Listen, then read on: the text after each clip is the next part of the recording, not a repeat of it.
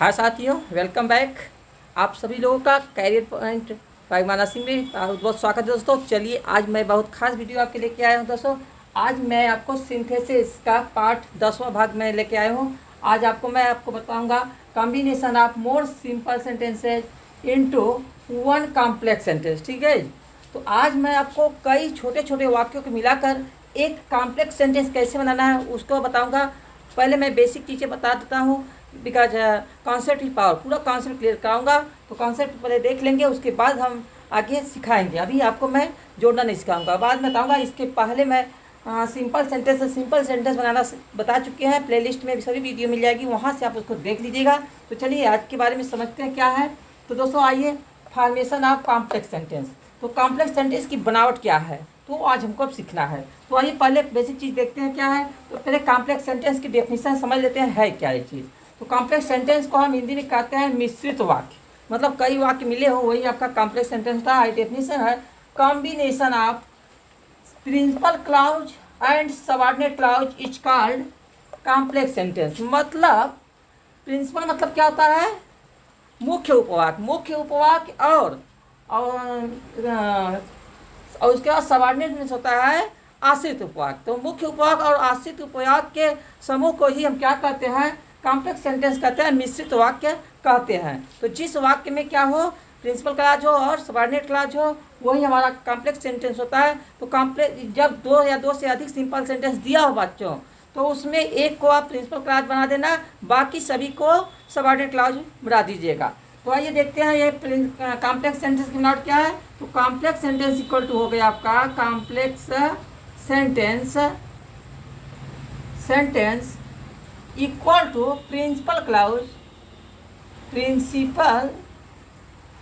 Clause plus subordinate clause.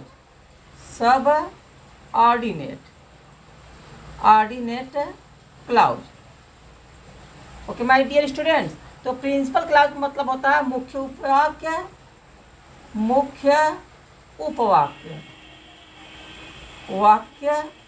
और subordinate होता है आश्रित उपवाक्य।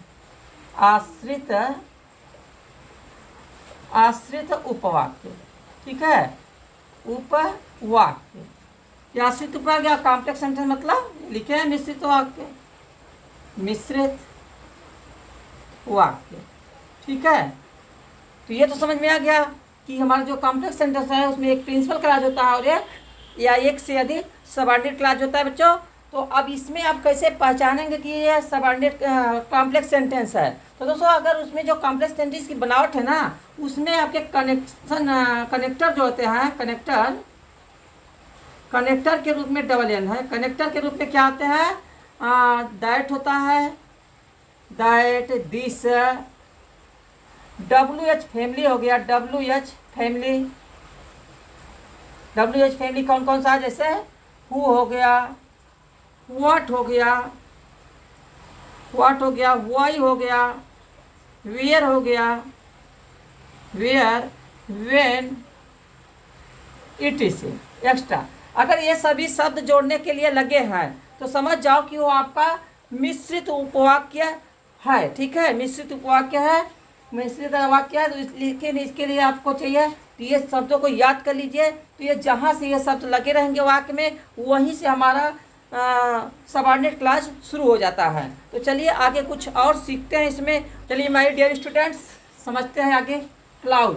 तो आगे पढ़ने से पहले आप क्लॉज समझ लीजिए, क्लॉज है क्या। जब क्लॉज आप नहीं जानते रहेंगे तो कॉम्प्लेक्स सेंटेंस और जो भी है वो आप जोड़ नहीं करेंगे, नहीं कर पाएंगे, फंस जाएंगे। इसलिए क्लॉज को पहले समझ लेते हैं, उसके बाद हम आगे आपको जोड़ना सिखाएंगे। तो आई क्लॉज मीन्स होता है उपवाक्य। ठीक है, शब्द से ही माना जाए उपवाक्य मतलब वाक्य का ये भाग। तो मतलब इसकी डेफिनेशन है a group of words which is a part of sentence is called clause. मतलब कि शब्दों का वह समूह जो वाक्य का एक अंग के रूप में कार्य करे। शब्दों का समूह जो वाक्य के एक अंग के रूप में कार्य करे उसे उपवाक्य कहते हैं। ठीक है, एकदम सिंपल डेफिनेशन है। शब्दों का वह समूह जो वाक्य के एक अंग के रूप में कार्य करे उसको क्या कहते हैं, जो क्लॉज कहते हैं।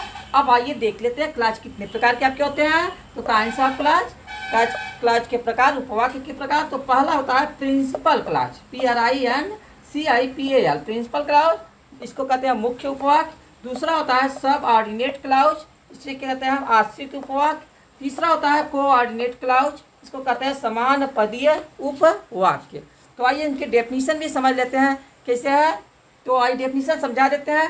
प्रिंसिपल क्लाज क्या होता है, मतलब कि the clause which is dependent on itself and it is not depend for its meaning on other sentence is called principal clause. मतलब वह उपवाक्य जो अपना अर्थ खुद दे, अपने अर्थ के लिए किसी पर निर्भर न हो, तो उसको हम क्या कहते हैं, प्रिंसिपल क्लाज कहते हैं। और दूसरा होता है सबऑर्डिनेट क्लाज, मतलब आश्रित उपवाक्य। The clause which is depend for its meaning on principal clause is called subordinate clause. मतलब कि वह उपवाक्य जो अपने अर्थ की पूर्ति के लिए किस पर निर्भर करे, प्रिंसिपल क्लाज पर, मुख्य उपवाक्य पर निर्भर करे, उसको हम क्या कहते हैं, सबऑर्डिनेट क्लाज कहते हैं बच्चों।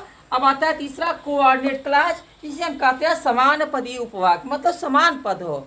The clause which has two equal term and it is dependent for itself is called coordinate clause. मतलब ऐसे उपवाक्य, दो टर्म पद जो अपने आप में क्या हो, निर्भर हो, किसी पर डिपेंड न करता हो, किसी पर आश्रित न हो, और अपना दोनों अर्थ पूरा पूरा अपने आप में अर्थ दे रहा हो, तो उसी को हम क्या कहते हैं, कोऑर्डिनेट क्लाज कहते हैं, समान पदीय उपवाक्य कहते हैं। तो चलिए डेफिनेशन हो गई है माय डियर स्टूडेंट्स, समझते हैं काइंड्स ऑफ सबऑर्डिनेट क्लाज। मतलब ये सबऑर्डिनेट क्लाज कितने प्रकार के होते हैं ये जान लेते हैं। उसके बाद अभी आपको मैं जोड़ना सिखाऊंगा, अगले वीडियो में हो सकेगा सिखा देंगे। तो पहला आपका है नाउन क्लाज। सबऑर्डिनेट क्लाज का पहला भाग कौन है, नाउन क्लाज।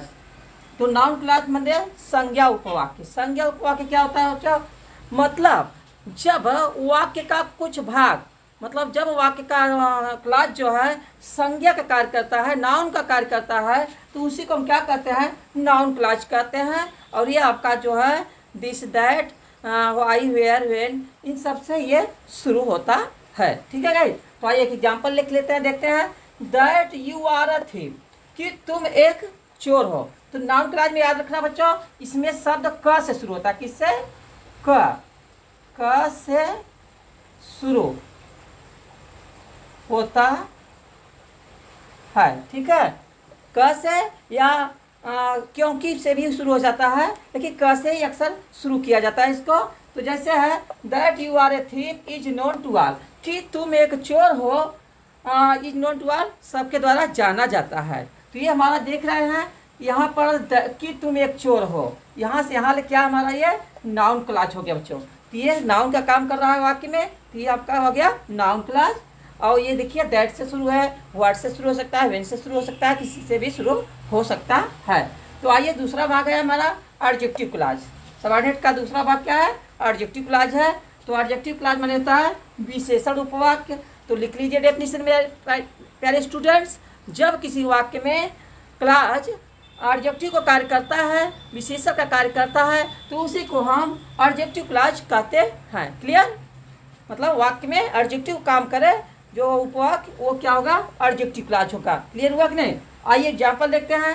तो यहाँ ठीक है गाइस, जिसमें देख रहे हैं the man who stole my watch card, मतलब जो आदमी मेरी घड़ी चुराया वो क्या हुआ, पकड़ा गया। तो इसमें देख रहे हैं कि ये हु से शुरू हो रहा है यहाँ पर ना, तो हु से शुरू है, तो ये यही से हमारा जो है एडजेक्टिव क्लाज हो जाएगा। तो यहाँ से ले करके यहाँ तक ये पूरा जो भाग है हमारा, ये क्या हो गया, एडजेक्टिव क्लाज हो गया बच्चों। तो क्योंकि ये विशेषता बता रहा है, मतलब ये पूरा भाग जो है इस आदमी की विशेषता बता रहा है कि आदमी वो पकड़ा गया, तो जो क्या किया था, मेरी घड़ी चुराया था, तो घड़ी चोरी का इल्ज़ाम है, उस पर उसकी विशेषता बता रहा है, आदमी घड़ी चोर है, तो वो पकड़ा गया। तो ये हमारा हु स्टोल माई वॉच, ये क्या हो गया, इसमें यहाँ तक ले इसका एडजेक्टिव क्लाज हो गया, क्योंकि ये एडजेक्टिव काम कर रहा है, विशेषता बताने का कार्य कर रहा है बच्चों। तो आइए नेक्स्ट देखते हैं एडवर्ब क्लाज। तो एडवर्ब क्लाज में होता है क्रिया विशेषण उपवाक्य। तो क्रिया विशेषण उपवाक्य क्या होता है बच्चों, लिख लीजिए। जब कोई उपवाक्य वाक्य में एडवर्ब का कार्य करे तो उसे हम एडवर्ब क्लाउज कहते हैं बच्चों। तो अब इसमें देखते हैं क्या करते हैं, अब इस एग्जाम्पल देखते हैं। जैसे Nehru was welcomed wherever he went, मतलब पंडित जवाहरलाल नेहरू का सभी जगह स्वागत हुआ, जहाँ कहीं वे गए। तो यहाँ पर देखिए वेयर यूर लगा है यहाँ पर ना, तो ये वेयर यूर से ही क्या यहाँ पर ये विशेषता बताने का कार्य कर रहा है। ये किसकी विशेषता, किसको क्वालिफाई कर रहा है, प्लेस को क्वालिफाई कर रहा है, स्थान को क्वालिफाई कर रहा है कि जिस स्थान पर गए वहाँ पर उनका स्वागत हुआ है। तो यह क्या कर रहा है, स्थान की विशेषता बता रहा है अपनी जगह। तो यहाँ पर क्या हो गया, हमारा एडवर्ब क्लॉज हो गया। तो इस तरह से हम क्लॉज को समझ लिए। तो अब बच्चों क्लॉज तो आप समझ गए हैं। अब अगली वीडियो में मैं आपको इन क्लॉज की सहायता से कैसे उपवाक्य को जोड़ना है, छोटे छोटे सिंपल सेंटेंस को कैसे जोड़ करके एक बड़ा कॉम्प्लेक्स सेंटेंस बनाना है, उसको पूरा क्लियर कराएंगे, धीरे धीरे बताएंगे आगे। और आपसे रिक्वेस्ट है, चैनल में अगर नए हो, अभी सब्सक्राइब नहीं किए मेरे चैनल को, तो मेरे प्यारे स्टूडेंट्स अभी मेरे चैनल को आप सब्सक्राइब करके बेल आइकन दबा दीजिए, ताकि रोजाना की नोटिफिकेशन आपको मिल सके और हमारी वीडियो आप देख सके और कुछ मिस ना हो। अगर मिस हो गया तो कुछ समझ में नहीं आएगा। और वीडियो अगर पसंद आई, अच्छी लगी है, ठीक समझ में आए हैं, सब क्लियर हुआ, तो एक लाइक मारिए इसके लिए और अपने दोस्तों में शेयर कीजिए, कमेंट कीजिए। Keep on watching my video. Thanks for watching my video. अगली वीडियो में कुछ नया लिख कर मिलते हैं। तब तक take care, see you, bye bye and have a nice